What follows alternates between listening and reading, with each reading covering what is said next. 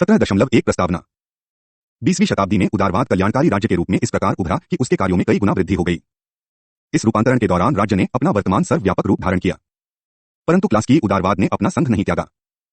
दूसरे विश्व युद्ध के पश्चात उदारवाद के सिद्धांत को एक महत्वपूर्ण योगदान उन सिद्धांतकारों से प्राप्त हुआ जिनकी निगाह प्रारंभिक क्लासकी उदारवाद की ओर थी।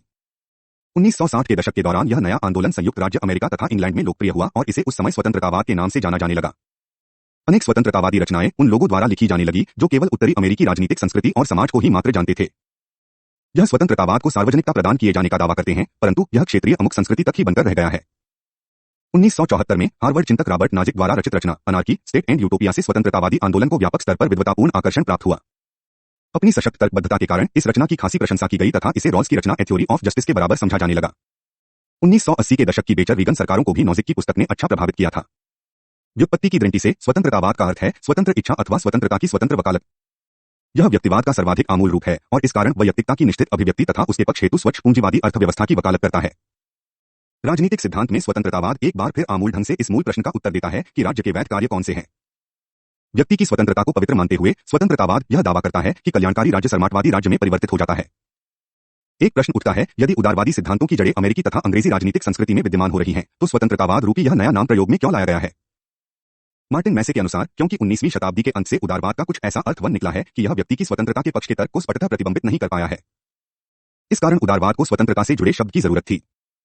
एक अन्य तर्क यह भी दिया जा रहा है कि ब्रिटेन जैसे देशों में तथाकथित उदारवादी राजनीतिक दल राज्य की शक्ति के प्रयोग के संदर्भ में समाजवादी राजनीतिक दलों से कुछ बोड़े अधिक सम्मत है, इसलिए शब्द उदारवाद नई सोच का संकेत नहीं है।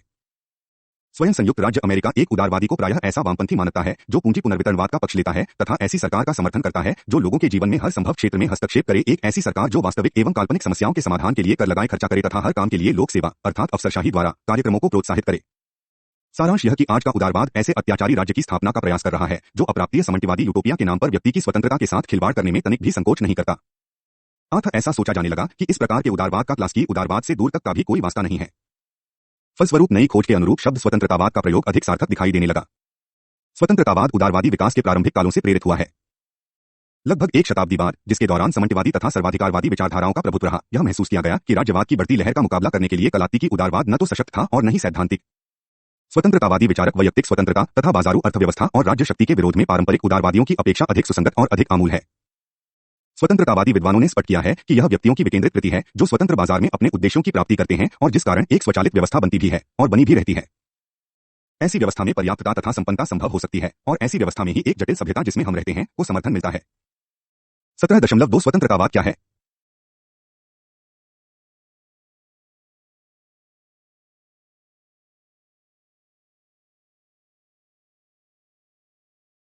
स्वतंत्रतावाद क्या है? गत 3 शताब्दियों में राजनीतिक व नैतिक दर्शन का संबंध अधिकांशतः मानव स्वतंत्रता से रहा है। राजनीति के उस वैचारिक दृष्टिकोण को जिसे स्वतंत्रतावाद कहते हैं, वह स्वतंत्रता के विचार को ऐसे दूरतम छोर तक ले जाता है जहां स्वतंत्रता राज्य के लिए उसके नागरिकों के संदर्भ में एकमात्र अभिरुचि का तत्व रहा जाता है। स्वतंत्रतावादी दर्शन अनेक विद्वानों द्वारा प्रतिपादित किया गया है। इनमें F A Hayek, Karl Popper, Talmon, Milton Friedman, I Berlin M Rothbard, Robert Nozick, Ayn Rand आदि उल्लेखनीय नाम है। स्वतंत्रता को अंततः आदर्श मानते हुए स्वतंत्रतावाद मानता है कि स्वतंत्रता को सुरक्षित रखने के लिए एक समाज में सशक्त निजी संपत्ति अधिकार होने चाहिए, एक स्वतंत्र बाजार होना चाहिए तथा एक न्यूनतम सरकार होनी चाहिए। कुछ लेखकों ने स्वतंत्रतावाद को स्वतंत्रता कहा है। इन विभिन्न अवधारणाओं को समझने का सर्वोत्तम तरीका यह है कि हम यह जान लें कि स्वतंत्रतावाद का किसमें विश्वास है।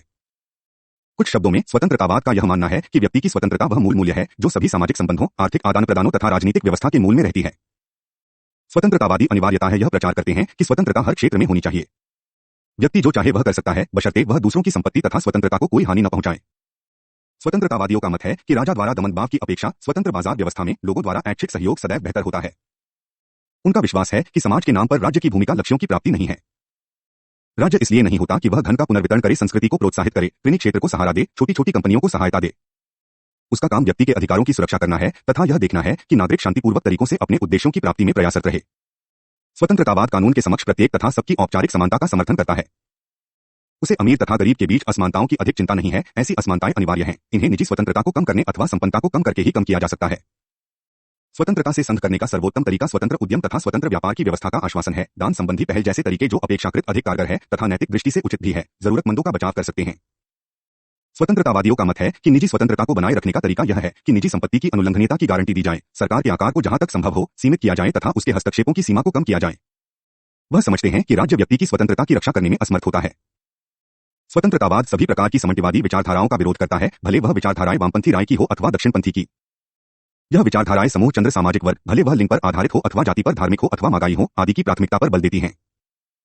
वह उन सबका विरोध करते हैं जिनका उद्देश्य सामूहिक लक्ष्यों की प्राप्ति में व्यक्तियों को अनुशासित करना हो। वह ऐसे सामूहिक रूम के समूहों की प्रासंगिकता को नकारते तो नहीं है, परंतु वह कहते हैं कि यह व्यक्तियों पर ही छोड़ दिया जाए कि वे किन समूहों में प्रवेश करना चाहेंगे तथा कितना योगदान देंगे। यह राज्य अथवा संस्थाओं का काम नहीं है कि वह दफ्तरशाही तथा उत्पीड़न तरीकों से अपने लक्ष्यों को लोगों पर थोपने का प्रयास करें। स्वतंत्रतावाद 20वीं शताब्दी की मुख्य राजनीतिक घटनाक्रमों को अस्वीकार करता है। दूसरे शब्दों में, स्वतंत्रतावाद राज्य के बढ़ते विकास हेतु उसके आकार का खंडन करता है। वह नागरिकों के व्यक्तिगत जीवन में सभी प्रकार के हस्तक्षेपों को मानने से इनकार करता है। केवल यह आमूल परिवर्तनों की मांग करता है तथा उन परिवर्तनों के लिए कार्यरत रहता है। यह राज्य के आकार तथा उसकी भूमिका में व्यापक कमी चाहता है। यह केवल स्वतंत्रतावादी ही हैं जो व्यक्ति की स्वतंत्रता को अन्य सभी की अपेक्षा महत्व देते हैं। अधिक से अधिक लोगों ने यह महसूस करना आरंभ कर दिया है कि स्वतंत्रतावाद ही मात्र एक विकल्प रह गया है। 1960 के दशक में अमेरिका में शायद ही कोई स्वतंत्रतावाद प्रकार का आंदोलन था, परंतु 1970 के दशक में इस आंदोलन ने खासी उड़ान ली है। शैक्षिक जीवन में सरमाटवादी धारणाओं तथा कीन्सीय अर्थशास्त्र का प्रभुता बना रहा, परंतु हाल के कुछ वर्षों में समस्त संसार में क्लानिकी उदारवाद तथा बाजारू अर्थव्यवस्था में रुचि जागृत हुई है। लगभग एक शताब्दी के तिरोभाव के पश्चात क्लारिकी उदारवाद अपने शिशु स्वतंत्रतावाद सहित एक प्रभावकारी दार्शनिक सिद्धांत के रूप में तथा 21वीं शताब्दी में एक आंदोलन के रूप में उभर रहा है। सभी दार्शनिक कल्याणकारी राज्यों की भांति स्वतंत्रतावाद के भी विविध रूप हैं, अनेक प्रकार के दृष्टिकोण तथा उपसमूह, जिसके कारण उसके सैद्धांतिक औचित्यों में कोई सर्वसम्मति दिखाई नहीं देती और न ही उनके लक्ष्यों व रणनीति को जो वह अपनाते हैं उनमें कोई एकरूपता दिखाई देती है। मुख्यतः स्वतंत्रतावाद के दो रूप है और प्रत्येक दृष्टिकोण संबद्ध संदेहों का उत्तर देता है। एक दृष्टिकोण अराजकतावादी अथवा अराजक पूंजीवादी कहे जा सकते हैं। वे राज्य का पूर्णतः अभाव चाहते हैं तथा राज्य से जुड़े सभी कार्यों का निजीकरण। यह दृष्टिकोण पहली नजर में दूरस्थ छोर का तथा बेतुका दिखाई पड़ता है, परंतु वस्तुतः यह स्वयं किसी सैद्धांतिक युक्तिसंगत तर्क पर आधारित है। उदाहरणतः ऐसी कल्पना की जा सकती है कि प्रांतीय सरकार अथवा नगरपालिकीय पुलिस बलों जो भ्रष्टाचार, शक्तियों के दुरुपयोग, अयोग्यता, पक्षपात से ग्रस्त होते हैं तथा स्वयं दंड से मुक्त रहते हैं, के स्थान पर निजी सुरक्षा अभिकरणों की व्यवस्था की जाए। ऐसे अभिकरण नागरिकों की रक्षा करके तथा अपराधियों के विरुद्ध कार्यवाही करके लाभ अवश्य बनाएंगे। अराजक पूंजीपति, सेना तथा न्यायालयों के निजीकरण से संबंधित लगभग वह तर्क प्रस्तुत करते हैं जिनसे राज्य के लिए कोई कुछ न करने के लिए छोड़ा जाता है। ऐसी व्यवस्था में निजी कंपनियों व्यक्तियों को वह सभी सेवाएं उपलब्ध कराएंगी जो उन्हें एक स्वतंत्र बाजार में आहिए होंगी। उस परिप्रेक्ष्य में जब जनवाय जरूरत से भी दुगुना होता है और सरकार कानून पर कानून बनाते नहीं थकती और लोगों पर राज्य का नियंत्रण सदैव बढ़ता रहता है, स्वतंत्रतावादी तर्क ऐसी प्रवृत्ति को उलट करके अपेक्षाकृत अधिक यथार्थवादी दिखाई देता है, क्योंकि इसके अंतर्गत स्वतंत्रता की रक्षा तथा राज्य के अत्याचार में कमी की कोई कसर नहीं छोड़ी जाती। स्वतंत्रतावाद का दूसरा रूप लघुराजवादी मिनियाटिज्म है। लघुवादियों का मत है कि राज्य को पुलिस सुरक्षा, अनुबंधों को कार्यरूप दिलाना, राष्ट्रीय सुरक्षा, विदेशी संबंध, न्याय, लोगों के अधिकारों तथा निजी संपत्ति की रक्षा जैसे कार्य करने चाहिए। शेन सभी कार्यों का निजीकरण कर दिया जाना चाहिए। उनका मानना है कि एक अति विकेंद्रीकृत संघीय राज्य में स्थानीय सरकारें अन्य क्षेत्रों में हस्तक्षेप कर सकती हैं तथा नागरिकों के लिए विभिन्न प्रकार की आर्थिक तथा सामाजिक सुविधाओं का प्रबंध कर सकती है ताकि असंतुष्ट नागरिक निराश न हो। उनके अनुसार राज्य को निश्चित कर लगाने का अधिकार नहीं होगा और उपयुक्त कार्यों के लिए पूंजी प्राप्त करने की भी शक्ति नहीं होगी। प्रश्न यह उठता है कि स्वतंत्रतावादियों के विचारों, राजनीतिक सिद्धांतों को लेकर इतनी भिन्नताएं क्यों हैं? इसका पहला मुख्य कारण यह है कि स्वतंत्रतावादी व्यक्तियों के संपत्ति प्राप्ति तथा उसे बनाए रखने के अधिकार को विशेष रूप से तथा व्यक्तियों के अधिकारों को सामान्यतः अति महत्वपूर्ण मानते हैं। उनका विश्वास है कि संपत्ति का अधिकार तथा अनुबंध स्वतंत्रता का अधिकार कल्याणकारी अधिकारों से मेल नहीं खाता, क्योंकि ऐसे अधिकारों के वास्तविक प्रयोग में किसी दूसरे के श्रम का प्रयोग किया जाना आवश्यक होता है। स्वतंत्रतावादियों के विचारों में भिन्नता का दूसरा कारण यह है कि स्वतंत्रतावादी मानते हैं कि हस्तक्षेत्री पूंजीवाद की अप्रतिबंधित व्यवस्था ही एक सर्वोत्तम वांछनीय सामाजिक व्यवस्था है। राज्य बंधनों से मुक्त लोग हस्तक्षेपी पूंजीवादी व्यवस्था को स्वभावतः स्थापित करेंगे और फिर ऐसी व्यवस्था की स्थापना सबके लिए सर्वश्रेष्ठ है। इन सभी पहलुओं का अध्ययन रुचिकर होगा। 17.3 स्वतंत्रतावाद की राजनीतिक विचारधारा। ऐसा दावा किया जाता है कि स्वतंत्रतावाद की विचारधारा की महत्वपूर्ण संकल्पनाएं अनेक शताब्दियों के फलस्वरूप विकसित हुई हैं। प्राचीन चीन, यूनान तथा आधुनिक इजराइल में इससे संबंधित कुछ एक संकेत मिलते हैं। आधुनिक स्वतंत्रतावादी चिंतन में ऐसी संकल्पनाओं का थोड़ा बहुत विवरण John Locke, David Hume, Adam Smith, Thomas Jefferson, Thomas pen जैसे 17वीं-18वीं शताब्दियों के विचारकों की रचनाओं में मिलता है। 20वीं शताब्दी में इन संकल्पनाओं को पुनः खोज करने में नव उदारवादी विचारकों जैसे Michael Oakeshott, F A Hayek, Milton Friedman, Robert Nozick की भूमिका रही है।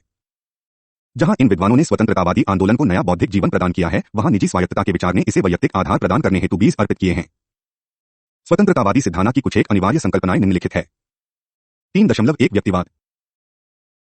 यह सही है कि स्वतंत्रतावादी आदर्श में व्यक्तिवाद की संकल्पना का पारिवारिक संबंध नवक्लारिकी पूंजीवाद, अराजक व्यक्तिवाद तथा क्लासिकी उदारवाद आदि से रहा है, परंतु ऐसा सोचना कि व्यक्तिवाद की संकल्पना इन सबसे बनी है, सही नहीं होगा। स्वतंत्रतावाद को सर्वसत्तावाद के उदय तथा 1930 के दशकों के आधुनिक कल्याणकारी राज्य के पिटपट में ही समझा जा सकता है।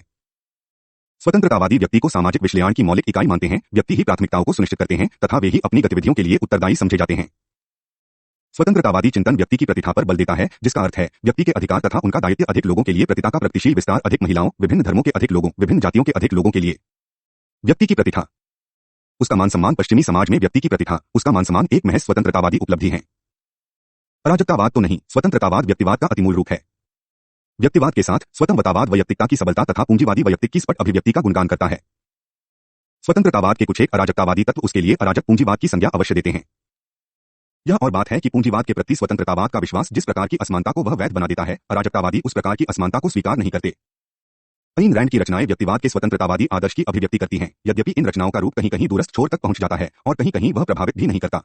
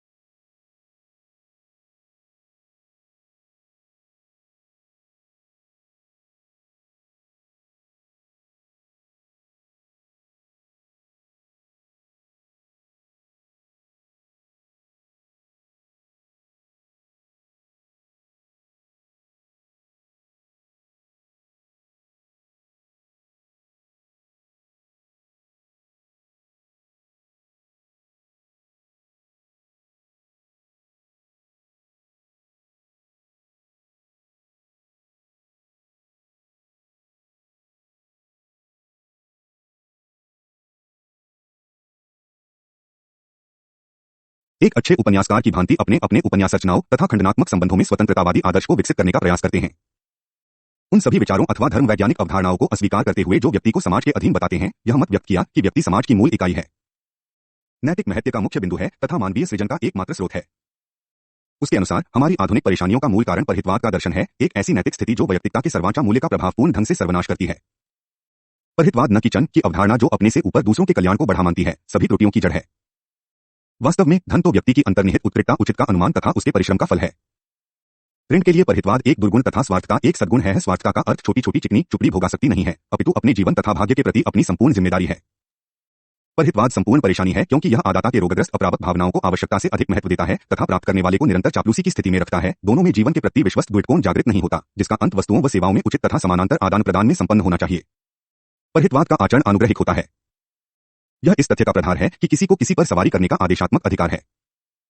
इसके अनुसार यह विचार कि कोई दूसरे के लिए अपने आप का त्याग करने को तत्पर है, अपने आप में आमूलतः एक त्रुटि है। यह मानव प्रतिष्ठा का अपमान है। यह मृत्यु को जीवन पर प्राथमिकता देने का निमंत्रण है। 3.2 वैयक्तिक अधिकार तथा स्वतंत्रता। 3.2 वैयक्तिक अधिकार तथा स्वतंत्रता। स्वतंत्रतावाद के मूल में यह एक तथ्य निहित है कि व्यक्ति को दूसरों को हस्तक्षेप से मुक्त होना चाहिए। निजी स्वतंत्रता एक सर्वोच्च नैतिक भूषण है। अतः एक व्यक्ति की स्वतंत्रता सीमित तब होती है जब वह बंधनों की सहमति देता है। कोई भी बंधन पुनर्वितरण हेतु आय पर कर लगाना सहित उचित नहीं है। दूसरे शब्दों में स्वतंत्रतावाद अपने सिद्धांत को अधिकारों की भाभा में व्यक्त करती है। प्रत्येक व्यक्ति के पास प्राकृतिक नकारात्मक अधिकार होते हैं। कम से कम जीवन, स्वतंत्रता तथा संपत्ति के अधिकार। कोई भी उसे हानि नहीं पहुंचा सकता, कोई भी उसकी स्वतंत्रता पर रोक नहीं लगा सकता, कोई भी उसकी संपत्ति नहीं ले सकता, उसकी सहमति के बिना कोई उसके अधिकारों की उपेक्षा नहीं कर सकता। इसके अतिरिक्त कुछ सामान्य रूप के भी अधिकार होते हैं जो पूरी दुनिया के विरुद्ध लागू होते हैं। क्योंकि ऐसे अधिकारों को कर्तव्यों के साथ जोड़ा जाता है, इसलिए पूरे संसार के लोगों का यह कर्तव्य है कि वह अधिकार प्राप्त लोगों के जीवन, स्वतंत्रता तथा संपत्ति में हस्तक्षेप न करें। प्रत्येक व्यक्ति के पास अपने मनु होने के नाते यह अधिकार है कि उसे अपनी नैतिक रक्षा के लिए कुछ करना नहीं होता। एक व्यक्ति के पास उसके अधिकारों के होने हेतु दूसरों की सहमति की आवश्यकता नहीं होती। यह अधिकार उसके व्यक्ति होने का अनिवार्य संघटक है। यह सरकार अथवा समाज द्वारा प्राप्त नहीं होते, यह व्यक्तियों के स्वरूप में निहित होते हैं। यह सहज रूप से सही है कि व्यक्ति अपने अधिकारों का आनंद लेते हैं। दूसरों द्वारा इन अधिकारों को छीनना उनके लिए जवाबदेही का बोझ बन सकता है। प्रायः स्वतंत्रतावादी सिद्धांतकार नकारात्मक अधिकारों तथा स्वतंत्रता के आगे पीछे के बीच से जुड़ी बातें करते हैं कि अधिकारों का कोई भी सिद्धांत निजी स्वतंत्रता की जड़ में होता है। ऐसी कभी भी कोई स्थिति नहीं होती जबकि नकारात्मक सामान्य अधिकारों की व्यक्ति की सहमति के बिना उसकी स्वतंत्रता को सीमित करते हुए अवहेलना हो। उदाहरणतः के संपत्ति अथवा जीवन या स्वतंत्रता के अधिकार को दूसरों को लाभ, उनके सकारात्मक अधिकारों की संतुष्टि आदि की अवहेलना नहीं की जा सकती।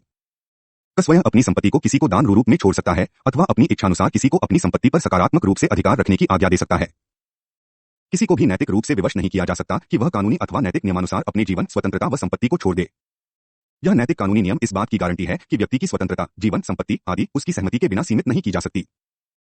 अधिकारों के संदर्भ में जो तथ्य नोट करने योग्य है वह यह है कि स्वतंत्रतावादी नकारात्मक तथा सकारात्मक अधिकारों में भेद करते हैं। उदाहरणतः जीवन के अधिकार को ही लीजिए। इसके नकारात्मक अर्थ में इस अधिकार के विनय में यह कहा जाएगा कि जीवन रखने वालों को किसी दूसरे द्वारा मारा नहीं जाएगा। सकारात्मक अर्थ में इस अधिकार के विनय में यह कहा जाएगा कि दूसरों को जीवन रखने वाले के जीवन को बचाने में सहायता की जाए, यदि दूसरों के लिए ऐसी सहायता संभव हो। इस मेद का महत्व यह है कि स्वतंत्रतावादी यह मत व्यक्त करते हैं कि लोगों के पास मूल सकारात्मक अधिकार नहीं है, उनके पास तो सकारात्मक दायित्व है, जिन्हें वे दूसरों के प्रति निभाने के लिए उन्हें अपने दायित्वों का आश्वासन देना चाहिए कि वह अपने संकेतात्मक कार्यों को निभाने का वचन देते हैं।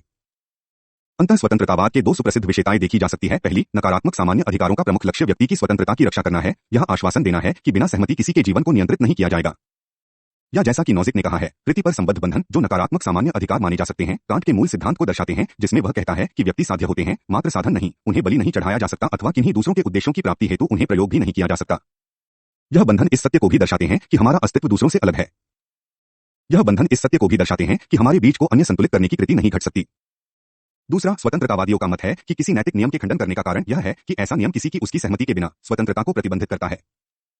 हेयक उदाहरणतः तर्क देते हैं कि हमें सरकार के विस्तार की सभी योजनाओं की आलोचना करनी चाहिए क्योंकि ऐसे विस्तार से व्यक्ति की स्वतंत्रता सीमित होती है। रॉल्स के विरुद्ध नॉजिक की मुख्य शिकायत यह है कि रॉल्स के दोनों सिद्धांत व्यक्ति की सहमति के बिना उसकी स्वतंत्रता को सीमित करते हैं। जैसा कि ऊपर बताया गया है कि स्वतंत्रतावाद स्वतंत्रता से जुड़ी विचारधारा है। स्वतंत्रतावाद स्वतंत्रता का एकमात्र मानक मानने के विरुद्ध इसे व्यक्ति का एकमात्र अधिकार समझता है। इसे असत्तामूलक स्वतंत्रतावाद भी कहा जाता है। स्वतंत्रता के एक सामान्य अधिकार का भाव यह निकलता है कि हम सरकार से यह अपेक्षा करें कि वह व्यक्तियों को कुछ करने के लिए विवश न करे। इससे यह विचार स्पष्ट होता है कि हमारा केवल एक ही मौलिक अधिकार है और वह है स्वतंत्रता का अधिकार। एक सभी अधिकार इस अधिकार के अधीन है। वह सभी अधिकार या तो विषय रूप के हैं या स्वतंत्रता के अधिकार से प्रत्यक्ष अथवा अप्रत्यक्ष रूप से प्राप्त किए गए हैं। नकारात्मक अधिकारों की संकल्पना की भांति स्वतंत्रतावाद स्वतंत्रता के नकारात्मक पहलू पर जोर देता है। स्वतंत्रता को दूसरों के अधिरोपण के अभाव के रूप में, विशेषतः उन अधिरोपणों से जो उनके जानबूझ की गतिविधियों के कारण पनपते हैं। इस रूप में प्रत्येक व्यक्ति वह कुछ करने का हक रखता है जो यह करना चाहता है अथवा वह जिसे वह ठीक समझता है, उन्हें छोड़कर जब उसकी गतिविधियों दूसरों पर कुछ थोपी जाती है अथवा दूसरों की गतिविधियों दूसरों पर कुछ थोपी है अथवा दूसरों की गतिविधियों में हस्तक्षेप करती हैं। ऐसा जिसे हॉबस ने बाहरी बाधाओं का अथवा दूसरों के साथ शांति प्राप्ति की इच्छा व युद्ध न करना कहा था, या जिसे लॉक के शब्दों में जीवन, स्वास्थ्य, स्वतंत्रता अथवा संपत्ति को क्षति न पहुंचाना कहा गया, अथवा कांट के अनुसार उन सिद्धांतों पर कार्य करने जो प्रत्येक व दूसरों की स्वतंत्रता की इच्छा के साथ रह सके। समसामयिक अमेरिकी विचारक जॉन सल्स के स्वतंत्रता की प्राथमिकता के सिद्धांत में भी ऐसा ही कुछ विवरण मिलता है। प्रत्येक व्यक्ति को समान मूलभूत स्वतंत्रता की व्यापक व्यवस्था की प्राप्ति का समान अधिकार प्राप्त है, जो कि सभी को समान रूप से मिले। इन सभी कथनों में जो महत्व का तथ्य है वह नकारात्मक स्वतंत्रता पर बल देना है। एक दूसरे की मुठभेड़ में कोई भी ऐसा कार्य नहीं करेगा जो दूसरों को हानि पहुंचाए तथा उनके लिए खतरा, विकार आदि पैदा करें। यह सभी गतिविधियों की जा सकती है जिनका प्रभाव किसी की वृद्धि हो। स्वतंत्रतावादी अवपीड़न को स्वतंत्रता का अवरोधक मानते हैं। उनके अनुसार स्वतंत्रतावादी अवपीड़न का अभाव है, वह इसे प्रकट बल समझ उसका खंडन करते हैं। स्वतंत्रता बाधाओं का अभाव है, यह थोपी गई लागत है। उत्पीड़न करने वाला पीड़ित पर लागत थोपता है। प्राकृतिक आधारित जिसकी स्वतंत्रतावादी अपील करते हैं वह हमारा शरीर है। स्वतंत्रतावादियों का कहना है कि हमें प्रत्येक की स्वतंत्रता को अधिकार में बदलना है। दूसरे शब्दों में, किसी की स्वतंत्रता के विरुद्ध किन्हीं किसी के अधिरोपण को उसके विरुद्ध कार्यवाही अथवा उसे अपनी सीमा में रहने के लिए की गई कार्यवाही का कारण बनाया जाना चाहिए। स्वतंत्रतावादी इसी प्रकार की कार्यवाही को करने की बात करते हैं। इस प्रकार के अधिकार को स्वस्वामित्व का अधिकार के समान समझा जाना चाहिए। प्रत्येक व्यक्ति अपने लिए अपना स्वामी है, ठीक उसी प्रकार जैसे हम अनेक प्रकार की वस्तुओं जैसे कारों तथा फुटबॉलों के स्वामी है। उसी रूप में जैसे हम अपने लिए कुछ करते हैं, उसी प्रकार हम दूसरों के लिए तथा दूसरों के साथ नहीं करते, अथवा दूसरों के साथ कुछ करने के लिए हमें उनकी सहमति आज्ञा की आवश्यकता पड़ती है। हम दूसरों की इच्छाओं के विरुद्ध उनको विरुद्ध कुछ नहीं कर सकते। अंततः यह पूछा जा सकता है कि लोग स्वतंत्रता को महत्व क्यों देते हैं। स्वतंत्रतावादियों के लिए स्वतंत्रता कोई वस्तु नहीं है, जैसे कार व मूंगफली रूपी मक्खन, यह तो गतिविधि कृति करने की आवश्यक स्थिति होती है। उस रूप में जैसे यदि यदि हम कोई अमुक कार्य करते हैं तो यह ऐसी स्थिति होनी चाहिए कि कोई हमें वैसा करने से न रोक सके। स्वतंत्रता उस स्थिति का नाम है जो हमें जो कुछ है उसे करने के योग्य बनाती है, उसे करने की स्वतंत्रता जिसे किया जाना हो। दूसरे शब्दों में स्वतंत्रता कुछ ऐसी वैसी स्थिति नहीं है जो हवा में हो कि यह अच्छी है या नहीं है। स्वतंत्रता कोई मूल्य मानक भी नहीं है, यह कृति गतिविधि की अवस्था अर्थात शर्त है, कुछ करना अथवा कुछ करने की प्रेरक। 3.3 नागरिक समाज। लोगों को जीवित रहने तथा विकसित करने के लिए समाज में व्यवस्था का होना जरूरी है। ऐसा सोचना आसान होता है कि किसी केंद्रीय सत्ता द्वारा व्यवस्था को लागू किया जा सकता है, वैसे जैसे हम कर एकत्रित करने के लिए व्यवस्था लागू करते हैं या फुटबॉल टीम में अनुशासन स्थापित करते हैं। स्वसमतावादी सामाजिक विश्लेषण की अंतर्युक्ति यह है कि समाज में व्यवस्था अनायास हजारों तथा करोड़ों लोगों में अपने आप आ जाती है जब वह अपने उद्देश्यों की प्राप्ति के लिए अपने कार्यों में समन्वय करते हैं। हमने अपने लिए स्वतंत्रता की कामना की है, परंतु साथ में एक पेचीदा संगठन सहित एक जटिल समाज बनाने का संकल्प भी किया है। मानव समाज में कानून, माना, पूंजी, बाजार आदि यह सब बिना किसी केंद्रीय निर्देशन के अपने आप विकसित होते हैं। नागरिक समाज सादृशिक व्यवस्था का एक उदाहरण है, उसमें बने संघ समुदायों का अपना अपना उद्देश्य होता है, परंतु नागरिक समाज कोई संगठन नहीं होता तथा उसका अपना कोई विशेष उद्देश्य भी नहीं होता। जिनके साथ मिलकर हम इन संघ समुदायों को बनाते हैं, उन सबसे मिलकर नागरिक समाज बनाता है। इन संघ समुदायों के विभिन्न रूप जैसे परिवार, चर्च, स्कूल, क्लब, बंधुत्वकारी सोसाइटियां, सहशासित समुदाय, अड़ोस पड़ोस तथा वाणिज्य से जुड़े रूप जैसे साझेदारी, निगम, श्रम यूनियन, व्यापार समुदाय होते हैं। यह सब संघ समुदाय विभिन्न तरीकों से लोगों की जरूरतों को पूरा करते हैं। नागरिक समाज को समाज के एक स्वाभाविक एवं ऐच्छिक समुदायों के समूह के रूप में परिमाणित किया जा सकता है। कुछ विश्लेषणकर्ता व्यापारिक तथा गैर लाभकार संगठनों में भेद करते हैं तथा यह तर्क देते हैं कि व्यापार बाजार का एक अंश है, नागरिक समाज का नहीं।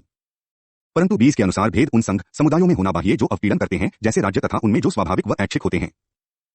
यह जरूरी नहीं है कि बनाया गया समुदाय लाभ बना रहा हो व कोई उद्देश्य पूरा कर रहा हो, जरूरी यह है कि समुदाय में हमारी भागीदारी स्वैच्छिक हो। इस तथ्य को नोट करना आवश्यक है कि नागरिक समाज के भिन्न अंग होते हैं, परंतु नागरिक समाज का स्वयं का अपना कोई उद्देश्य नहीं होता।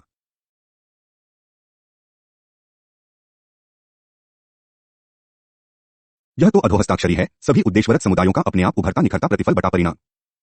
संघ समुदाय लोगों को लोगों के साथ जोड़ते हैं। इनमें से कोई भी राज्य किसी एक के व्यक्तित्व को न तो खाली करता है और न ही पूर्ण रूप से परिमाणित। स्वतंत्रतावाद की इस अवधारणा में हम विभिन्न तरीकों से विभिन्न लोगों को स्वतंत्र तथा ऐच्छिक सहमति के आधार पर जोड़ने का प्रयास करते हैं। अर्नेस्ट गैलन कहते हैं कि आधुनिक नागरिक समाज को मापांक व्यक्ति की आवश्यकता है, उस व्यक्ति से विपरीत जो किसी विषय संस्कृति से बनता है तथा उसमें समा जाता है। मापांक व्यक्ति अपने आप को बिना बांधे विषय उद्देश्यों के तदर्थ तथा सीमित समुदायों में जोड़ सकता है।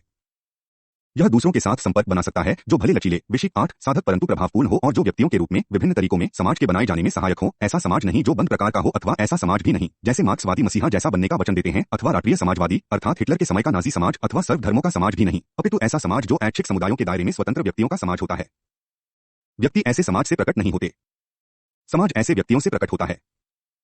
ऐसा समाज ऐसे प्रकट नहीं होता मानो किसी ने उसकी निर्माण योजना बनाई हो, और न ही राज्य ऐसे समाज की स्थापना करता है।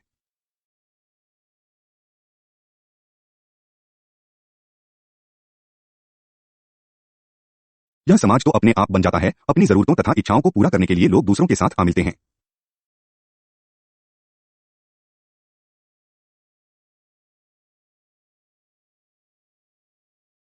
राज्य कानूनी नियमों द्वारा शासित व्यक्तियों का समुदाय है या शायद समुदायों का समुदाय है, परंतु वह एक समाज अथवा एक परिवार नहीं है। किसी समूह की सदस्यता व्यक्ति की वैयक्तिकता को कम नहीं करती, यह उसे विस्तृत करती है, लोगों को अकेले व्यक्तियों के रूप में उनकी ऐसी सीमाओं से स्वतंत्र करती है, उन्हें उनके अकेलेपन से मुक्त करती है तथा अपने उद्देश्यों की प्राप्ति के लिए अवसर प्रदान करती है। समाज के ऐसे दृष्टिकोण को व्यक्ति द्वारा स्वयं चयन की गई सदस्यता की आवश्यकता होती है, थोपी गई सदस्यता की नहीं। 3.4 राजनीतिक अर्थव्यवस्था तथा पुनर्वितरण की समस्या।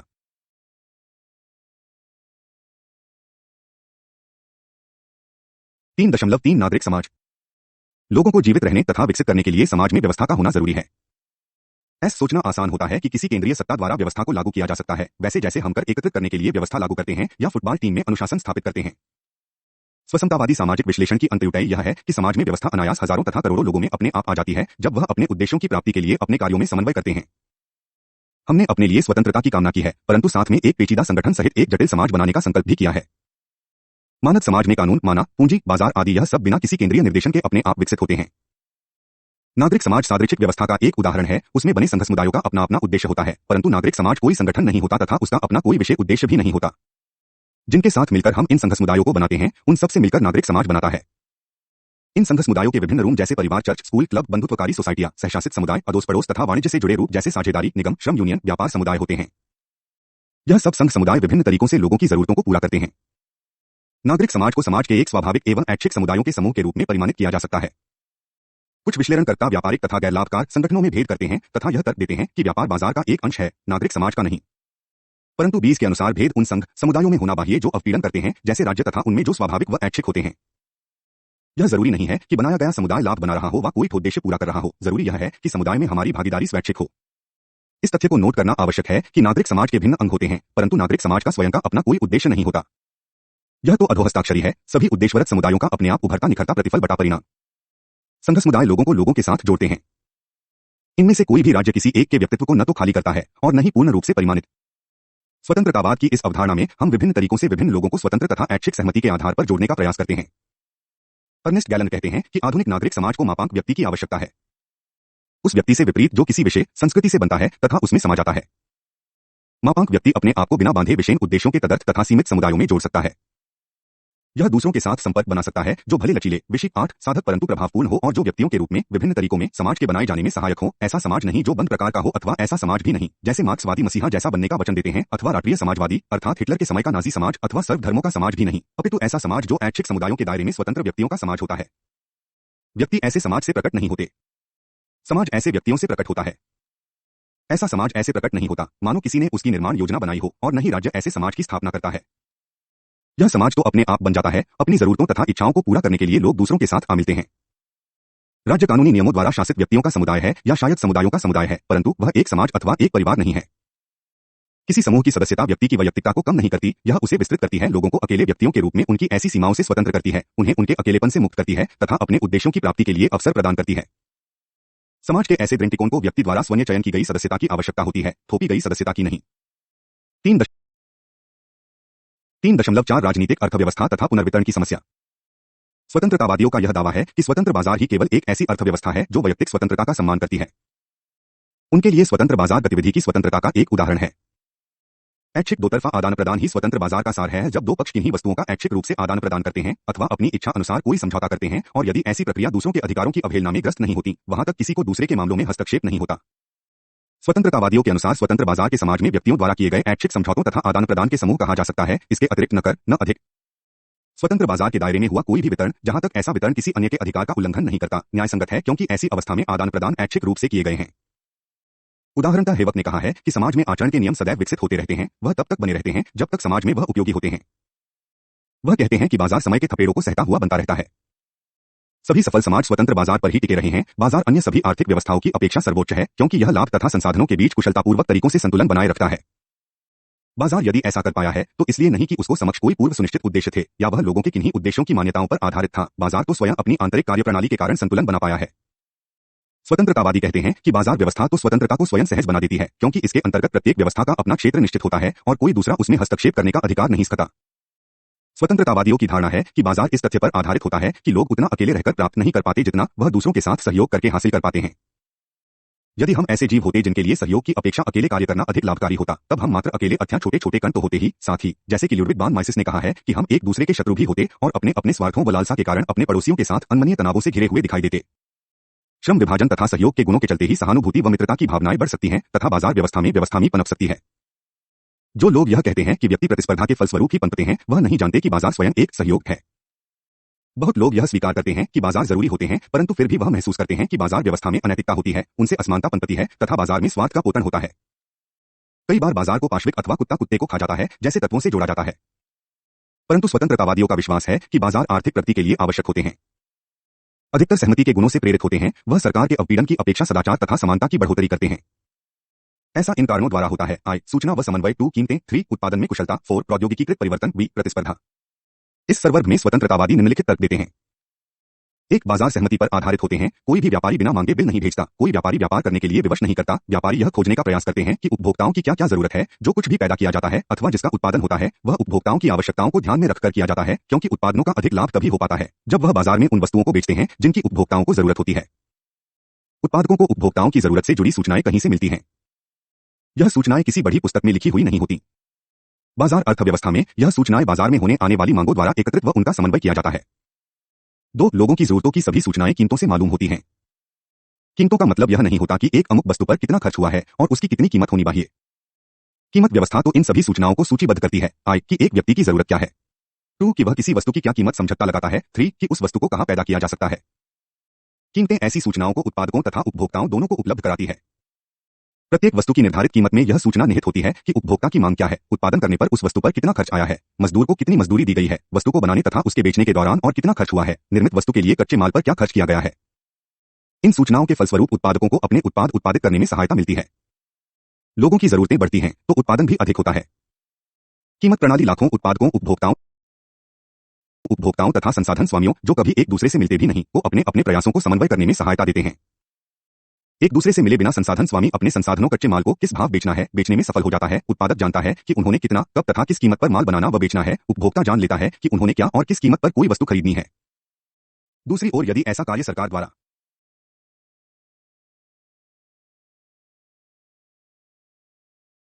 हो तो सरकार बहुमत का ध्यान रखते हुए वस्तुओं की कीमतें निश्चित कर लेती है, परंतु बाजार व्यवस्था में बेचने वाले व खरीदने वाले कीमतों को निर्धारित करते हैं। 3 उत्पादकों के बीच प्रतिस्पर्धा वस्तु की कीमतें तथा उन वस्तुओं की कुशलता सुनिश्चित करने में सहायक होती है। उपभोक्ता वह वस्तु खरीदता है जो उसे कम कीमत पर मिलती है तथा अच्छी गुणवत्ता कुशलता में मिलती है। 4 बाजार में अपनी आर्थिक स्थिति को सुधारने तथा बाजार में बने रहने हेतु उत्पादक अपने प्रतिस्पर्धी उत्पादक की निरंतर प्रतिस्पर्धा में रहता है। बाजार में बने रहने हेतु उत्पादक अपनी वस्तुओं की कीमतों को तब कम करने की सोचता है जब उसे अपने प्रतिस्पर्धी उत्पादकों को साथ प्रतिस्पर्धा में रहना होता है। कीमतों में कमी वह प्रौद्योगिकी परिवर्तनों के फलस्वरूप भी कर सकता है। बाजार व्यवस्था अपने आप प्रौद्योगिकी परिवर्तन तथा विकास की ओर बढ़ती रहती है। 5 बाजार व्यवस्था अति प्रतिस्पर्धात्मक होती है। प्रतिस्पर्धा द्वारा ही यह पता लगाया जा सकता है कि वस्तुओं को कैसे कम खर्च पर बनाया जा सकता है तथा किन से कम माल पर कच्चा माल लिया जा सकता है तथा श्रम सेवाओं पर कितना कम खर्च हो सकता है। इन आर्थिक गतिविधियों में थोड़ा भी हस्तक्षेप स्वतंत्र प्रतिस्पर्धा के कारण बाजार व्यवस्था से मिलने वाले लाभ के लिए हानिकारक हो सकता है। साधारण व्यक्ति को तो भौतिक कल्याण तथा आर्थिक लाभ अधिक प्रिय होते हैं।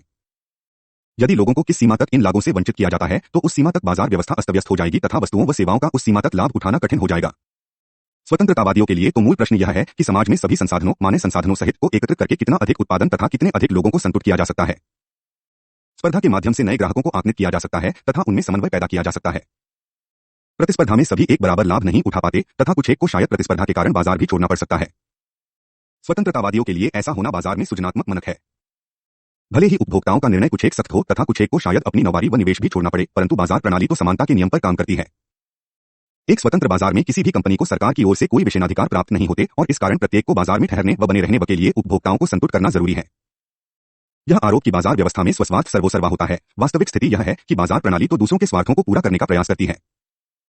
बाजार तो ईमानदार को पुरस्कृत करता है क्योंकि लोग उससे व्यापार करना अधिक अच्छा समझते हैं जो ईमानदार होते हैं। बाजार तो सभ्यता को मान सम्मान देता है क्योंकि लोग शिट साझेदारों तथा आपूर्तिकर्ताओं से संबंध बनाना अधिक श्रेयकर समझते हैं। राज्य के सामाजिक कल्याणकारी नीतियों के प्रयोग को सीमित रखने तथा बाजारी स्वतंत्रताओं की रक्षा हेतु स्वतंत्रतावादी करों से प्राप्ति राशि की पुनर्वितरण योजना का विरोध करते हैं। स्वतंत्रतावाद का मत है कि करों की पुनर्वितरित योजना अपने आप में गलत है, यह लोगों के अधिकारों का उल्लंघन है। लोगों को अपनी वस्तुओं को स्वतंत्रतापूर्वक ढंग से बेचने का अधिकार है। जैसा कि नीजिक कहते हैं, लोगों के अधिकार होते हैं, यह ऐसी चीजें हैं जिनके लिए कोई व्यक्ति अथवा समूह कुछ भी नहीं कर सकता। ऐसा करने का अर्थ उनके अधिकारों का उल्लंघन करना है। वह कहते हैं कि यह अधिकार इतने सशक्त व प्रभावकारी हैं कि किसी को भी राज्य तथा अपने अधिकारियों को भी उनकी अवहेलना का अधिकार नहीं है। नाजिक ने इस संदर्भ में अपने हकदारी सिद्धांत में बहुत कुछ कहा है। हकदारी सिद्धांत का मुख्य सार यह है कि यदि हम मान लें कि जो व्यक्ति के पास समाप्ति के रूप में है उसके लिए वे हकदार है, तो एक न्याययुक्त वितरण साधारणतः वह है जो लोगों द्वारा स्वतंत्र आदान प्रदान के फलस्वरूप वितरित रूप में होगा। कोई सा भी ऐसा वितरण जो स्वतंत्र हस्तांतरण द्वारा आदान प्रदान होता है वह ही न्याय मुक्त है। सरकार द्वारा इन आदान प्रदानों पर लगाया गया कर किसी पर भी कर न्यायसंगत नहीं है, भले ही ऐसे करों की उन लोगों में ही क्यों न वितरित किया जाए जो प्राकृतिक रूप से विकलांग ही क्यों न हो। केवल एकमात्र कर लगाकर राजस्व एकत्रित करना वही उचित है जो स्वतंत्र आदान प्रदान व्यवस्था की रक्षा हेतु बनाई गई संस्थाओं को बनाए रखने के लिए आवश्यक हो। न्याय व्यवस्था तथा पुलिस व्यवस्था के लिए राजस्व एकत्रित करना उचित है क्योंकि यह लोगों में स्वतंत्र आदान प्रदान को कार्य रूप देते हैं। नॉजिक हकदारी सिद्धांत निम्नलिखित 3 नियमों पर आधारित है। 1 हस्तांतरण का नियम है जिसे न्यायुक्त ढंग से प्राप्त किया जाए उसे स्वतंत्रतापूर्वक हस्तांतरित किया जा सके। 2 उचित रूप से प्रारंभिक अवस्था में प्राप्त करने का नियम है। लोग आरंभिक अवस्था में वस्तुओं को कैसे प्राप्त करते हैं जिन्हें पहले नियम अनुसार हस्तांतरित किया जा सके। 3 अन्याय के परिशोधन का नियम है उन संप्राप्तियों को जिन्हें न्याययुक्त ढंग से प्राप्त न तो किया गया हो और न ही हस्तांतरित किया गया हो, उनके साथ क्या किया जाए। उपर्युक्त नियमों को समझने समझाने हेतु एक उदाहरण यह दिया जा सकता है। यदि मेरे पास एक प्लॉट है और मैं उसका न्यायपूर्ण ढंग से स्वामी हूं तो हस्तांतरण के नियम के अनुसार मैं इसका अपनी इच्छा अनुसार हस्तांतरण कर सकता हूं। प्राप्ति का नियम बताता है कि मैंने इस प्लॉट को प्रारंभिक अवस्था में कैसे प्राप्त किया था। अन्याय के परिशोधन का नियम मुझे बताता है कि यदि पहले दोनों नियमों का उल्लंघन हुआ है तो मुझे क्या करना होगा। इन सभी को एकत्रित रूप में यदि देखा जाए, यदि लोगों द्वारा प्राप्त वर्तमान वस्तुएं न्याययुक्त ढंग से प्राप्त हुई है तो न्यायसंगत वितरण का सूत्र होगा प्रत्येक को वही जो यह चुनते हैं से प्रत्येक को वही जो उन्होंने चुना है। From each as they choose to each as they are chosen। लोगों को हकदारी व के दावे की स्वीकृति के लिए नॉजिक वो तर्क देते हैं। I संपत्ति का स्वतंत्र प्रयोग अधिक आकर्षक होता है। 2 संपत्ति का अधिकार स्वस्वामित्व को स्थापित करता है। पहला तर्क यह स्पष्ट करता है कि यदि हमने किसी चीज को न्यायपूर्ण ढंग से प्राप्त किया है तो हमें उस पर पूरा अधिकार होना चाहिए, तभी हम उसे स्वतंत्र रूप से बेच भी सकते हैं, भले ही ऐसा करने से आय तथा अवसर के वितरण में भारी स्तर पर असमान ही क्यों हो। ऐसी स्थिति में जिनकी प्राकृतिक योग्यताएं एक समान नहीं होंगी, उन्हें समान वेतन उपलब्ध नहीं होगा, कुछ को अधिक प्राप्ति होगी तथा कुछ को कम। नीजिक मानते हैं कि ऐसी स्थिति में सामाजिक सहयोग से मिलने वाले लाभ में असमानता होगी, परंतु समस्या यह है कि लोगों का अपनी आय पर अधिकार होना चाहिए। जैसा कि नॉजिक कहते हैं, किसी को भी कोई ऐसा अधिकार नहीं है जिसकी प्राप्ति उन गतिविधियों के प्रयोग से हो जो दूसरों के अधिकारों व हकदारी में आते हैं। नॉजिक का दूसरा तर्क यह है जिसका संबंध स्वामित्व के नियम से है। नॉजिक का इस नियम से मतलब यह है कि लोगों को अपने आप में साध्य समझा जाना चाहिए। उनके सिद्धांत का सार यह है कि लोगों के अधिकार होते हैं तथा ऐसी वस्तुएं होती हैं जिन पर किसी अन्य व्यक्ति अथवा समूह का उनके अधिकारों की अवहेलना किए बिना का अधिकार नहीं होता। समाज को इन अधिकारों का मान करना चाहिए क्योंकि यह कानून के उस नियम के तथ्य को दर्शाते हैं जिसमें व्यक्ति को साधन न मानते हुए साध्य माना जाता है। लोगों को दूसरों के लक्ष्यों की प्राप्ति के लिए उन्हें बलि नहीं चढ़ाया जाता। क्योंकि हम भिन्न दावों के लिए भिन्न व्यक्ति होते हैं, त्याग करने की भी अपनी सीमाएं होती हैं, किसी को किसी अन्य के लिए कुर्बान नहीं किया जाता। स्वतंत्रतावादी व्यक्तियों के साधन अथवा संसाधन नहीं समझते, बल्कि ऐसे मनुष्य समझते हैं जिनके प्रतिता सहित अपने अधिकार होते हैं। सारांश यह है कि हकदारी सिद्धांत का यह मत है कि लोगों को स्वस्वामी समझने का अर्थ है उन्हें एक दूसरे के समान समझना और केवल अप्रतिबंधित पूंजीवाद ही स्वस्वामित्व को मान्यता प्रदान करता है। 3.5 विधि का शासन तथा सीमित सरकार।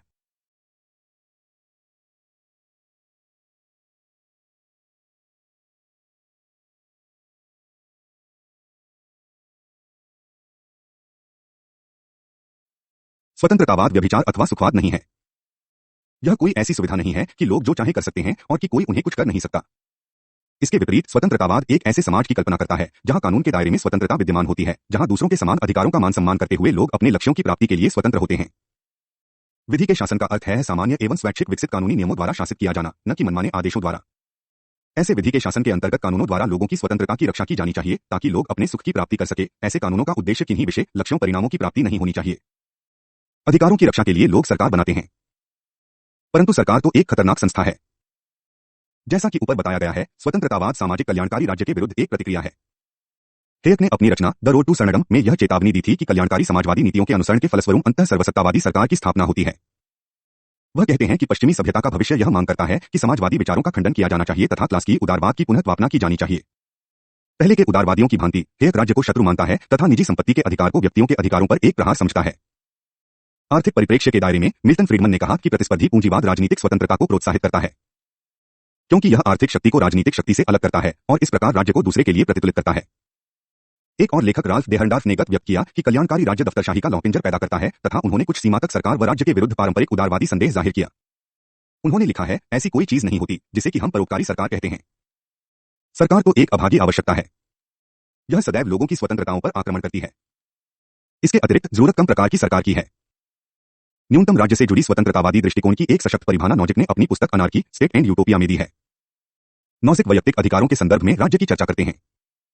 जॉन लॉक की परंपरा का अनुसरण करते हुए नॉजिक कहते हैं कि समाज से स्वतंत्र लोगों के पास पहले तथा अहत्तांतरीय अधिकार थे। वह बताते हैं कि अधिकार व्यक्ति की संपत्ति होते हैं और वह इतने सशक्त तथा दूरगामी होते हैं कि कोई भी राज्य सहित उनके विरुद्ध कुछ न कर सकने के लिए शक्तिहीन होता है। वास्तव में यह अधिकार राज्य के लिए कुछ भी नहीं छोड़ते। अधिकारों के संदर्भ में राज्य क्या कर सकता है? उसका स्वरूप क्या है? उसके वैधपूर्ण कार्य क्या है? उसका औचित्य क्या है? नॉजिक के अनुसार राज्य न्यूनतम होना चाहिए तथा उसकी शक्तियों बल, चोरी, कपट आदि के उन्मूलन तथा समझौतों को कार्यरूप देने आदि तक सीमित होनी चाहिए। इससे अधिक कार्य यदि सरकार को दिए जाते हैं तो वह लोगों के अधिकारों पर अतिक्रमण होगा तथा उस सीमा तक राज्य का कोई औचित्य नहीं होगा। नॉजिक कहता है कि न्यूनतम राज्य प्रेरणापरक तथा उपर्युक्त दोनों होगा। जरूरी यह है कि राज्य को कुछ नागरिकों की सहायता को लिए कुछ पर उत्पीड़न यंत्र का प्रयोग नहीं करना चाहिए और लोगों को अपने हित तथा अपनी सुरक्षा हेतु उनकी गतिविधियों पर रोक नहीं लगानी चाहिए। क्योंकि नाजिक लोगों के अधिकारों में आस्था रखता है, इसलिए वह अराजकतावादियों के दावे को गंभीरता से लेते हैं, जबकि वह राज्य को लोगों के अधिकारों को बल के प्रयोग द्वारा हनन किए जाने और इस कारण राज्य को अनैतिक घोषित करते हैं। इस दावे के प्रतिकूल नॉजिक का तर्क यह है कि भले लोग न चाहे, राज्य अराजकता से पनपना है। प्राकृतिक अवस्था में व्यक्ति अपने हित में एक प्रभुत्वकारी सुरक्षात्मक संस्था बनाए रखने को श्रेयकर समझेंगे जिसे बल प्रयोग का वास्तविक एकाधिकार होगा। राज्य रूमी ऐसी संस्था को यदि उचित रूप से उसे बनाया जाए तो वह किसी के अधिकारों की अवहेलना नहीं करेगी। दूसरे शब्दों में ऐसे राज्य के पास सुरक्षा, न्याय तथा प्रतिरक्षा के वैपूर्ण शक्तियों ही होगी और ऐसा राज्य इन शक्तियों के प्रयोग के परे जाएगा ही नहीं। न्यूनतम राज्य के औचित्य को सही मानते हुए नॉजिक स्पष्टतः इस तथ्य पर बल देते हैं कि स्वतंत्रता को समानता पर पूर्ण रूप से प्राथमिकता मिलनी चाहिए। वह क्रमिक कर लगाए जाने तथा सकारात्मक विभेद की नीतियों का विरोध करते हैं। उनका कहना है कि स्वतंत्रता की प्राप्ति के मार्ग में सरकार की जनस्वास्थ्य रक्षण, शिक्षा तथा न्यूनतम आजीविका स्तर की सरकारी नीतियां बाधाएं नहीं बननी चाहिए। वह तर्क देते हैं कि जिनके पास धन है, यह स्वेच्छा से पुनर्वितरण से जुड़े कुछ कदम उठा सकते हैं। वह राज्य द्वारा संपत्ति के पुनर्वितरण का विरोध इस आधार पर करते हैं कि ऐसा होने से जिनके पास संपत्ति होती है, उनकी स्वतंत्रता भंग होती है। नॉफिक के लिए राज्य एक रात्रि पहरेदार से अधिक कुछ नहीं है जो नागरिकों के हस्तांतरित अधिकारों की रक्षा करता है। यह इस तथ्य पर भी बल देता है कि कल्याणकारिता की संकल्पना जो समाज को संसाधनों के निर्धारण का दायित्व सौंपती है, वह अपने आप में गलत तथा अवैध संकल्पना है, क्योंकि समाज जैसी कोई संस्था नहीं होती सिवाय इसके कि यह लोगों का एक समूह मात्र है। उनके अनुसार अपने वैयक्तिक जीवन से जुड़े वैयक्तिक लोग होते हैं तथा समाज मात्र ऐसे व्यक्तियों के योगफल के अलावा कुछ नहीं। राज्य हस्तक्षेप का मतलब किसी ने स्वत्व तथा किसी वो संसाधनों को हड़पना है, किसी के श्रम को हथियाना। 17.4 आलोचनात्मक मूल्यांकन। अनेक आधारों पर स्वतंत्रतावाद की आलोचना की जाती है। उसके अधिकारों के सिद्धांत, स्वतंत्रता की प्रकृति, राज्य की भूमिका, राजनीतिक अर्थव्यवस्था, संसाधनों के पुनर्वितरण की समस्या आदि आधार पर स्वतंत्रतावाद पर प्रहार किया जाता है। कुछ स्वतंत्रतावादियों का तर्क है कि हम कुछ एक अधिकारों के साथ जन्म लेते हैं, अर्थात अधिकारों सहित इस दुनिया में आते हैं, जीवन के अधिकार, स्वतंत्रता तथा संपत्ति के अधिकारों सहित। उनका कहना है कि इन अधिकारों का सम्मान किया जाना चाहिए। प्रश्न यह है कि केवल इन अधिकारों का ही क्यों, अन्य अधिकारों का क्यों नहीं? स्वतंत्रतावादियों का उत्तर यह है कि केवल ऐसे अधिकार ही लोगों को अपना जीवन व्यतीत करने में सहायक होते हैं। यह अधिकार ही उन्हें अपने आप में साध्य, न कि दूसरों के लिए साधन रूप में दर्शाते हैं, तथा यह अधिकार ही व्यक्तियों को उनके अलग अस्तित्व की पहचान प्रदान करते हैं। परंतु यह तर्क इस प्रश्न का उत्तर नहीं देते कि यह अधिकार प्राकृतिक क्यों है। हैमर्टन के अनुसार ऐसा विश्वास करने का कोई कारण नहीं है कि हम यह कहें कि अधिकार प्राकृतिक है। समाज के कानून से स्वतंत्र किसी पूर्वावस्था के अधिकार, इसमें संदेह नहीं है कि लोगों को साध्य बताना अच्छा है। इस तथ्य से भी सहमति हो सकती है कि यदि लोगों को कुछ रखने का अधिकार नहीं है, तो उनसे आगे की योजना बनाने की आशा नहीं की जा सकती। तथापि यह तर्क दिया जा सकता है कि लोगों को जीवित रहने के लिए उनके पास आवश्यक संसाधनों का होना दूसरों के दिए जाने वाले सम्मान के अनुकूल है। यदि किसी के पास छत नहीं है, काम नहीं है, धन नहीं है, उससे यह आशा नहीं की जा सकती कि वह अपने भविष्य के लिए कोई प्रभावपूर्ण योजना बना सकता है, क्योंकि वह दूसरों के निर्णयों पर निर्भर होता है कि उसके लिए स्वयं जीवित रह पाना भी कठिन है। अतः किसी को संसाधनों की ऐसी उपलब्धि हो कि वह अपनी कठिनाइयों से ऊपर उठ सकता है, दो आधारों पर सहायक है, किसी को अपने आप का साध्य समझने के लिए तथा उसे अपने भविष्य की योजना बनाने हेतु। किसी के लिए ऐसी स्थिति तभी हो सकती है जब सरकार अमीर लोगों पर कर लगाए, जो स्वतंत्रतावादियों को स्वीकार नहीं है। यदि सरकार ऐसा नहीं करती और गरीब को भूखा छोड़ देती है, तो आप फिर ऐसे नियम को तोड़ रहे हैं जो किसी को जीवन देने पर जोर देता है। सरल बात यह है कि एक स्वतंत्रतावादी समाज में जिनके पास संपत्ति नहीं है, वह परतंत्र हैं। ऐसे लोग तब तक कुछ नहीं कर सकते जब तक कि कोई अन्य लोग उनकी सहायता नहीं करते अथवा अपनी संपत्ति का प्रयोग करने की आज्ञा नहीं देते। स्वतंत्रतावादी स्वतंत्रता की बात करते हैं और स्वतंत्रता के लिए अधिकारों के संरक्षण की चर्चा करते हैं। अतः स्वतंत्रतावादियों का यह दृष्टिकोण कि क्या वैधपूर्ण अधिकार है, स्वीकार्य नहीं है। आलोचक स्वतंत्रतावादियों की स्वतंत्रता की इस परिभाषा की यह उत्पादन का अभाव है, स्वीकार नहीं करते। यदि हम स्वतंत्रता की इस परिभाषा को स्वीकार करते हैं, तो एक व्यक्ति की स्वतंत्रता उस सीमा तक स्वतंत्रता होगी जब तक वह बिना किसी दूसरे की उत्पीड़नता के तथा उसकी इच्छा के विरुद्ध कुछ कर सकने की अथवा न कर सकने की क्षमता रखता होगा। एक स्वतंत्रतावादी समाज में कोई यदि चाहे भी किसी की संपत्ति के विरुद्ध कुछ नहीं कर सकता। अतः आपकी प्रत्याभूत स्वतंत्रता आपके पास संपत्ति मात्रा द्वारा निर्धारित होगी। परिणाम स्वरूप जिसके पास संपत्ति नहीं होगी, उसके पास आश्वस्त स्वतंत्रता भी नहीं होगी तथा जिसके पास जितनी अधिक संपत्ति होगी, उसके पास आश्वस्त संपत्ति भी अधिक होगी। दूसरे शब्दों में, संपत्ति का वितरण स्वतंत्रता का वितरण होगा, जैसा कि स्वतंत्रतावादी स्वयं इसे परिभाषित करते हैं। स्वतंत्रता की परिभाषा तथा स्वतंत्र बाजार में विश्वास दोनों के दायरे में स्वतंत्रतावादी यह कहना चाहते हैं कि स्वतंत्रता को प्रोत्साहित करने का सर्वोत्तम तरीका यह है कि कुछ लोगों को दूसरों की अपेक्षा अधिक स्वतंत्रता हो, भले ही इससे इस क्रम में भले ही कुछ की स्वतंत्रता कम क्यों न हो। दूसरे शब्दों में, यद्यपि स्वतंत्रतावादी प्रत्येक व्यक्ति के लिए समान आश्वस्त स्वतंत्रता की मांग करते हैं, परंतु बाजार प्रत्येक व्यक्ति को इस प्रकार की स्वतंत्रता की सीमा सबके लिए समान नहीं प्रदान करता। और फिर किसी की संपत्ति होने का मतलब निश्चित रूप से उसकी स्वतंत्रता को प्रतिबंधित करता है। यह देखा गया है कि सभी प्रकार के समाजों में स्वतंत्रता को किसी न किसी रूप में सीमित किया जाता है। स्वयं स्वतंत्रतावादी भी स्वतंत्रता पर किन्हीं सीमाओं को स्वीकार करते हैं, जैसे लोग किसी के संपत्ति के अधिकारों की अवहेलना नहीं कर सकते। सत्य तो यह है कि यदि किसी भूखे को भूख की पीड़ा से छुटकारा दिलाने के लिए अमीर पर कर लगाया जाए, तो उस अमीर पर लगाई गई सीमाएं बहुत कम है। अतः आवश्यकता इस बात की है कि स्वतंत्रतावादी स्वतंत्रता की परिभाषा कुछ इस प्रकार करें कि उसका संपत्ति के वितरण में विच्छेदन हो। स्वतंत्रतावादी स्वतंत्रता को बल दीक्षित अभाव में देखते हैं। स्वतंत्रता की यह परिभाषा भी कुछ अधिक सहायक नहीं है। संपत्ति अधिकारों की रक्षा के लिए बल की पहल की जा सकती है तथा संपत्ति अधिकार बिना बल की पहल में उल्लंघित हो सकते हैं, जैसे प्रकाशनाधिकार अवहेलनाएं। वह स्वतंत्रतावादी जो स्वतंत्रता को इस प्रकार परिभाषित करते हैं, यह दावा नहीं कर सकते, मले वह ऐसा बांधते ही क्यों न हो, फिर वह बल के पहल करने के विरुद्ध हैं। इसका मतलब यह हुआ कि आप अपने अधिकार के दायरे में किसी अन्य के आपके विरुद्ध बल की पहल किए बिना कुछ भी कर सकते हैं। तथापि ऐसी सोच पुनः उस तथ्य की ओर ले जाती है जब संपत्ति के अधिकार आपकी प्रत्याभूत स्वतंत्रता को निश्चित करते हैं। स्वतंत्रता का निर्धारण इस बात से जुड़ जाता है कि एक व्यक्ति के वैधपूर्ण अधिकार कौन से हैं। यदि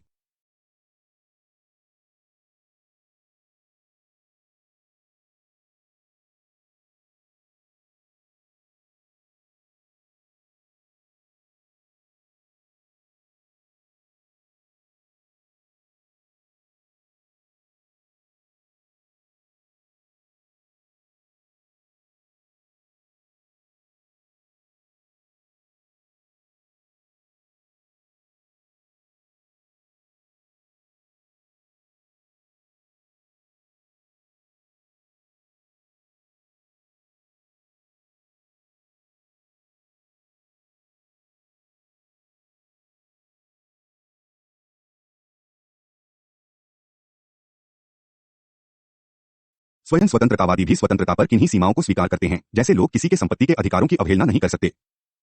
सत्य तो यह है कि यदि किसी भूखे को भूख की पीड़ा से छुटकारा दिलाने के लिए अमीर पर कर लगाया जाए, तो उस अमीर पर लगाई गई सीमाएं बहुत कम है। आवश्यकता इस बात की है कि स्वतंत्रतावादी स्वतंत्रता की परिभाषा कुछ इस प्रकार करें कि उसका संपत्ति के वितरण में विच्छेदन हो। स्वतंत्रतावादी स्वतंत्रता को बल दीक्षित अभाव में देखते हैं। स्वतंत्रता की यह परिभाषा भी कुछ अधिक सहायक नहीं है। संपत्ति अधिकारों की रक्षा के लिए बल की पहल की जा सकती है तथा संपत्ति अधिकार बिना बल की पहल में उल्लंघित हो सकते हैं, जैसे प्रकाशनाधिकार अवहेलनाएं। वह स्वतंत्रतावादी जो स्वतंत्रता को इस प्रकार परिभाषित करते हैं, यह दावा नहीं कर सकते, भले वह ऐसा बांधते ही क्यों न हो, फिर वह बल के पहल करने के विरुद्ध हैं। इसका मतलब यह हुआ कि आप अपने अधिकार के दायरे में किसी अन्य के आपके विरुद्ध बल की पहल किए बिना कुछ भी कर सकते हैं। तथापि ऐसी सोच पुनः उस तथ्य की ओर ले जाती है जब संपत्ति के अधिकार आपकी प्रत्याभूत स्वतंत्रता को निश्चित करते हैं। स्वतंत्रता का निर्धारण इस बात से जुड़ जाता है कि एक व्यक्ति के वैधपूर्ण अधिकार कौन से हैं। यदि स्वतंत्रतावादियों का मत है कि संपत्ति का अधिकार निरंकुश है, तो स्वतंत्रता और संपत्ति एक हो जाते हैं और उनमें कोई अंतर नहीं रह जाता। हैमिल्टन इसे संपत्तिवाद कहता है। यह नहीं भूलना चाहिए कि उत्पीड़नहीनता कोई निरंकुश अच्छाई नहीं होती और कई तथ्य उस पर भारी पड़ते हैं। उदाहरणतः यदि सब कुछ एक समान है, तो सामाजिक न्याय की प्राप्ति के लिए उत्पीड़न करना गलत नहीं है। यदि उत्पीड़न का विकल्प अनवीनता है, तो नवीनता लाने के लिए उत्पीड़न वैध होता है। स्वतंत्रतावादी कहते हैं कि वह राजनीतिक स्वतंत्रता में आस्था रखते हैं। स्वतंत्र बाजार के नियमों को कार्य रूप देने के लिए राज्य यंत्र आवश्यक होता है, आक्रमण की रोक के लिए सेना चाहिए, आंतरिक विद्रोह को दबाने के लिए पुलिस चाहिए, एक न्यायिक व्यवस्था की स्थापना के लिए राज्य में बाध्यकारी यंत्र चाहिए। अनेक स्वतंत्रतावादी तो उससे भी आगे जाते हैं, वह स्वतंत्रतावादी प्रणाली तथा स्वतंत्रतावादी राजनीतिक व्यवस्था चाहते हैं। कुछ स्वतंत्रतावादियों ने तो विस्तृत तथा पूर्णतः संविधान लिखे हैं।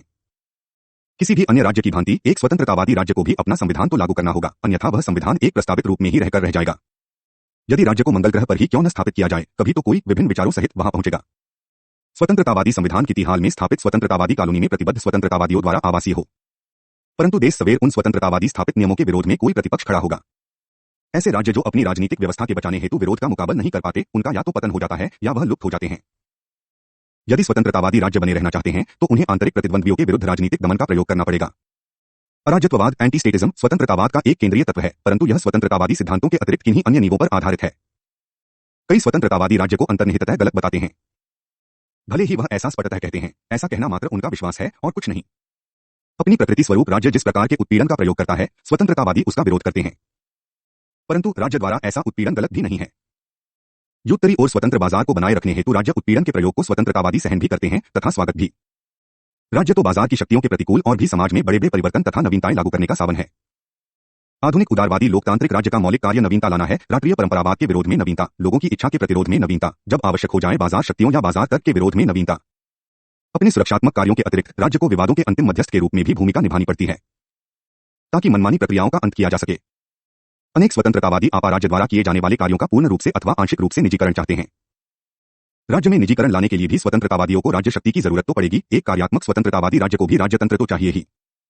स्वतंत्रतावादियों के आलोचकों का मत है कि धन का पुनर्वितरण गलत नहीं है। स्वतंत्रतावादियों का कहना है, यह तो अमीर से प्राप्त वैधपूर्ण धन की संपत्ति चुराना है और उसे गरीब को देना है। उदाहरणतः नीजिक के अनुसार सबसे महत्वपूर्ण अधिकार अपने ऊपर का अधिकार है, स्वामित्व का अधिकार। इसका अर्थ यह हुआ कि जो व्यक्ति क्या है तथा जो व्यक्ति के पास है, दोनों एक ही है।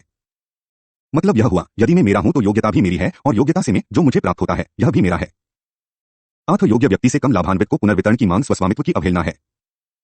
रॉल्स जैसे समतावादी का विश्वास है कि भले एक व्यक्ति अपनी योग्यता का कानूनन स्वामी हो, फिर भी योग्यता तो पार्श्विक भाग्य का मामला होता है। अतः योग्यता का अधिकार योग्यता के प्रयोग से मिलने वाला असमान पुरस्कार प्राप्ति नहीं बन जाता। यह नहीं भूलना चाहिए कि प्राकृतिक रूप से अलाभान्वितों का लाभान्वितों पर कोई न कोई दावा होता है। सक्षमों को अपनी योग्यता का तभी लाभ होता है यदि यह योग्यता अलाभान्वितों को भी उपलब्ध हो। अन्यों का विश्वास है कि धन का पुनर्वितरण स्वतः एक अच्छाई है, यह राज्य का एक नैतिक दायित्व है। अधिक मात्रा का धन तो पुनर्वितरित होने के लिए होता है। प्रश्न केवल इतना है कि आधिक्य है क्या? इसमें संदेह नहीं है कि आधिक्य हेतु उत्पीड़नता होती है, परंतु ऐसा गलत नहीं है, कदापि गलत नहीं। स्वतंत्रतावादियों का यह मत कि उदारवादी कल्याणकारी कार्यक्रम संपत्ति के अधिकारों को सीमित कर लोगों के आत्मनिर्णय को सीमित करते हैं, समतावादियों को स्वीकार्य नहीं है। पुनर्वितरण कार्यक्रम सम्भ्रांत व्यक्तियों के आत्मनिर्णय को कुछ सीमा तक सीमित अवश्य करते हैं, परंतु वह उनको अपने अपने जीवन पर नियंत्रण करने का अधिकार भी देते हैं, जो उनके पास पहले नहीं था। उदारवादी पुनर्वितरण आत्मनिर्णय को किसी अन्य लक्ष्य के लिए नहीं त्यागता। यह तो साधनों के उचित वितरण के उद्देश्य को प्राप्त करता है, जो आत्मनिर्णय के लिए आवश्यक होता है।